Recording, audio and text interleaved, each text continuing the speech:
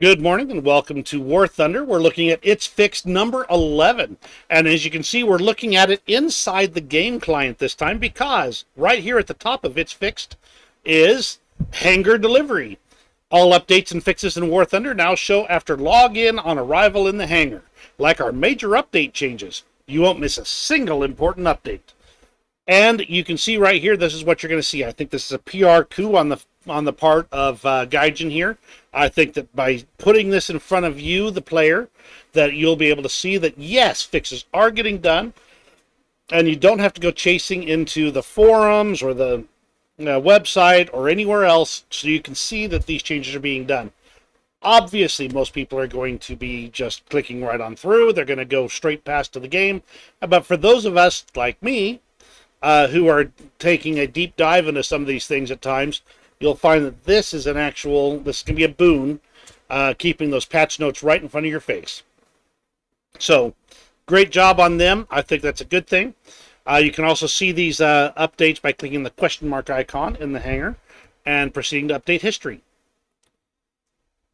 Next item up. Now, I'm assuming by now all of you have seen this, or at least seen some version of this. So we'll make this as pretty quick, and we'll burn right through it. They implemented physically accurate caterpillar tracks, but they didn't. They just disappeared from the animations and the hit camera, even though they were still every other way accurate, just missing from the hit camera. Well, that's fixed. Sometimes if you watched a missile sent by somebody else, it would be all over the screen instead of flying where you would expect it in a nice, even, straight line. Made it really hard to aim at if they were aiming at you. So they've fixed this. It should now display properly, actually, where the missile is to everybody. So, awesome. Another thing you may have bumped into is you've noticed with the infrared missiles that you will actually have your missile will latch onto and lock onto the sun. What they didn't tell you is that if you look at the sun with the C key and then move your mouse around, or its equivalent on console, it will also detect the sun and lock onto it and launch the missile if you try to do so. And by doing this, it actually destroys the missile because it doesn't have a valid target. So they fixed that. So now your missiles will only be at the spot in the reticle, not in wherever you're looking on the screen.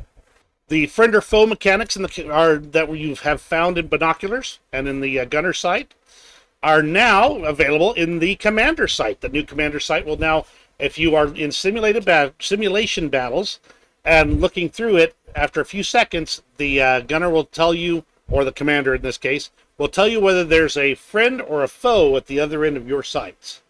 So that's great. The shell tracking has been improved as well. In this particular case, they're making it so that it moves, I believe it's quicker. Will return back to you faster. So you can monitor your shots, and then when the shots have hit, it'll quickly return you to the ship, as opposed to a bit of a delay.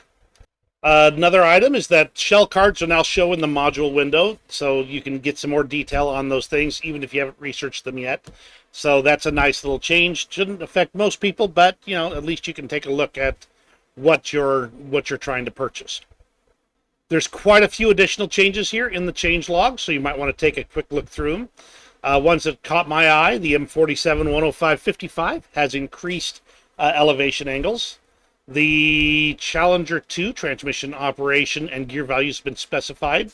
The Chieftain Mark 10, the Challenger Mark 2, and the Challenger Mark 3 elevation speed has been increased from 4.5 to 22.5 degrees. My heavens, can you think of the difference in how fast you can get on target with that vertical speed change? And that's affecting 3 major British tanks, so good job there. KV-1S armor fixed a deal where some of the shells were ignoring at high angles were ignoring the armor. Volumetric shells were sometimes penetrating in the bulk armor joints. That has been fixed as well, where they shouldn't penetrate, so that fixes that up. And a bug that has caused the block crew icon to remain red in some cases after a lock has been released, has been fixed. So they won't. Every once in a while I bumped into that, where crew would stay red despite the fact that they were now available. I want to go back and call your attention to the server update from yesterday, June 29th. And there are a couple of things in there. It's not going to be reflected in the change logs on the in-game client, but it is reflected on the patch notes in the forums. And two things caught my eye from yesterday's update to the servers. First up was the radius of shockwaves has been recalculated, and the damage radius has been set according to the peak value of the shockwave's frontal pressure. For vehicles in an open fighting compartment, the threshold value has been set to 100 kilopascals to result in an unconditional crew knockout, and 30 kilopascals as a minimum value to the damage the crew. So they've specified some information on the shockwaves there. This might make a pretty big difference, but I don't know exactly how much. It'll be interesting to see how that plays out. But the one that really caught my attention, the damage model on the machine gun, ball mount, and mechanic driver's visor flaps on some vehicles has been fixed. Previously, in some situations, armor resistance of these areas might be overestimated when fired at armor plate joints. Now, if you'll recall, I mentioned this, I believe it was in last week's, it's fixed. There is a bug where when you fire at the joint between two armor plates, it will pretend they're overlapped instead of side by side, and you'll have to defeat that whole distance. Well, this is at least a start on that problem. So with this overestimation going on, you'll see a whole list of vehicles here that are fixed with this. But with that overestimation going on, it made it harder to penetrate those vehicles with an unlucky shot at a joint. So these vehicles, and some of them are pretty familiar, have been fixed from at least parts of that bug. So you got familiar things like the T-29, the T-26, the KV-1s, the Panzer IVs, Tiger IIs, the Brumbars, some smaller vehicles, some larger vehicles, T-34s. So take a look at the list here. I'll kind of put it up on the screen here for a second.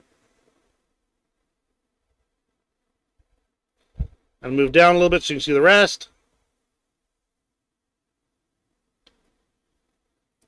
That's a pretty big change right there. That indicates they're working on that whole armor bug. I don't know that it's fully fixed, and I suspect it's not. But at least some of those cases, that bug of overlapped plates has been fixed. So thank you very much for joining me today. That's all I've got for you. Give me an old thumbs up. And drop a comment down below to tell me what the most interesting part of these It's Fixed patches you find to be interesting. And, hit me up. Ask me some questions if you've got them. You have a great day, and we'll see you in War Thunder.